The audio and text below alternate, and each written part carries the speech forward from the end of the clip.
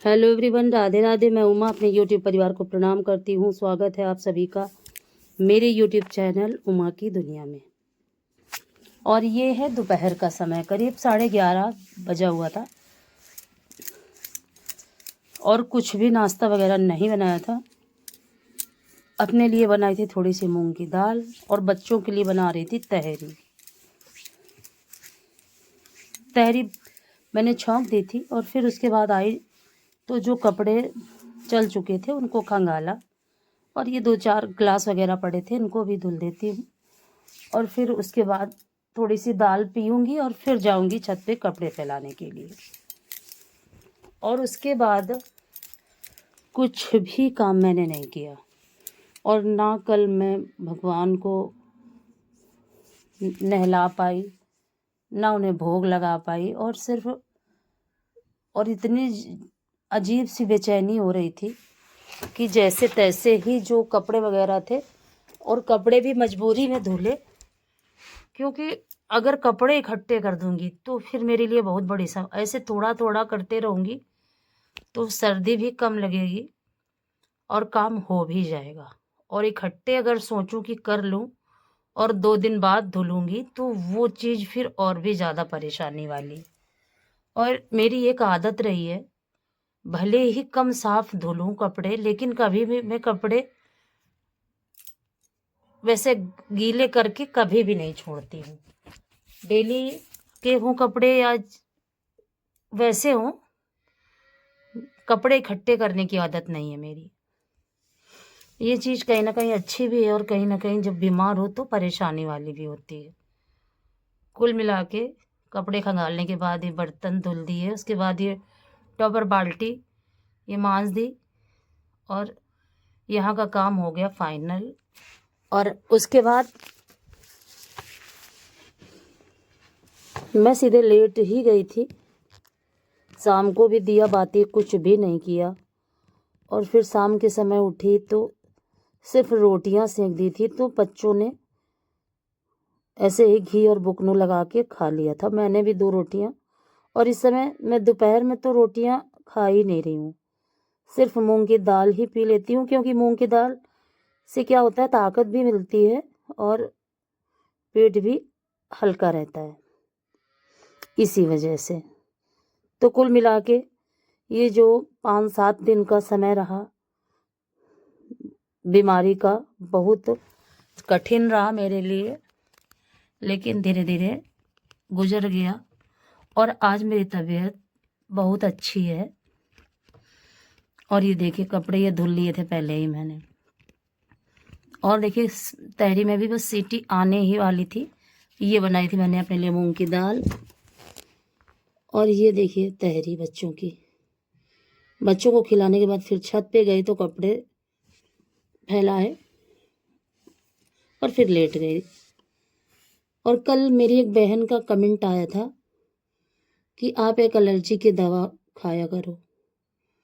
तो बहन, मैं आपको बता दूं, ये इस एलर्जी से मैं पिछले 1 साल से परेशान थी और करीब मैंने अक्टूबर से मुझे एलर्जी शुरू हुई थी। और एलर्जी तो मुझे बहुत पहले से थी, लेकिन मैं कभी समझ नहीं पाई। छींकें आना, कभी गले में दिक्कत, तो कभी खांसी आना, और कभी अपने आप टाउनसिल फूल जाना। तो ये कहीं ना कहीं एलर्जी के कारण ही था, लेकिन मैं कभी समझ ही नहीं पाई।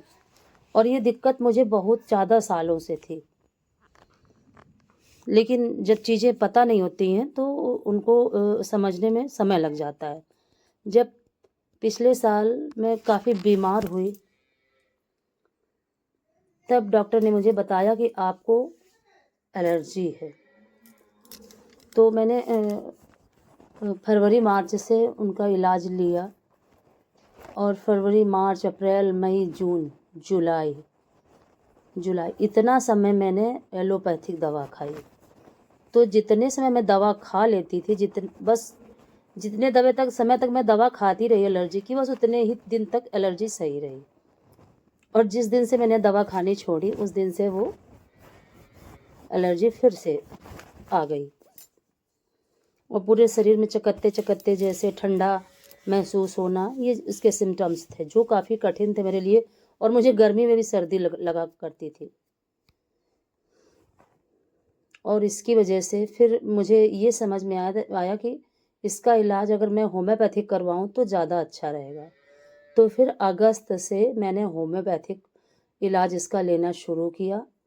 उस इलाज से मुझे 90% आराम हो गया था, जिसमें मुझे खांसी, जुखाम, आप मेरे पहले वाले वीडियो देखो, उसमें मुझे बराबर 12 महीने जुखाम जैसा बना ही रहता है, ऐसा था। तो करीब 90% मुझे रिलीफ मिला। और पिछले 1 महीने से मुझसे, आप ये सोचिए कि कभी कभी हम जो चीज़ें चाहते हैं वो नहीं हो पाती हैं। तो पिछले 1 महीने से मैं दवा लेने ही नहीं जा पाई। तो 1 महीने का दवा का गैप हो गया और फिर मुझे आ गया फीवर। और फीवर आने में पता नहीं क्या ठंडा गरम कुछ हो गया, कोई चीज़ ठंडी कर गई मुझे, कि जिसकी वजह से ये एलर्जी दूसरे तरीके से आ गई। उसकी वजह से मेरे पूरा शरीर बिल्कुल लाल पड़ा और सूज जैसा गया। और ये उससे भी ज़्यादा दुखदाई चीज़ हो गई। तो दवा मैं एलोपैथिक भी रखती हूँ, ऐसा नहीं है मेरे पास दवा। और होम्योपैथिक भी आ गई है दवा। लेकिन जो बीच में गैपिंग हो गई, तो उस चीज़ को, अगर वो गैप ना होती दवा, तो ये चीज़ काफ़ी अच्छे से मैनेज हो जाती। लेकिन गैपिंग की वजह से अब तक मुझे बिल्कुल आराम मिल चुका होता है। गैपिंग की वजह से फिर से एलर्जी दूसरी तरह से आ गई शरीर पे। लेकिन अब 3-4 दिन हो चुके हैं और अब मुझे बहुत ज़्यादा आराम है। और आज तो इतना ज़्यादा आराम है कि आज मैंने खाना भी बनाया है बच्चों के लिए, सारे काम भी करी हूँ। और मतलब आज अपने आप को अच्छा लग रहा है और मुझे लग रहा है कि आज मैं स्वस्थ हूँ। नहीं, ये 7-8 दिन का जो पीरियड रहा, इतना बुरा रहा कि ना तो मैं बच्चों को बना के अच्छे से खिला पाई हूँ और ना खुद भी खा पाई हूँ। और क्या बताऊँ, एक अजीब सी परेशानी।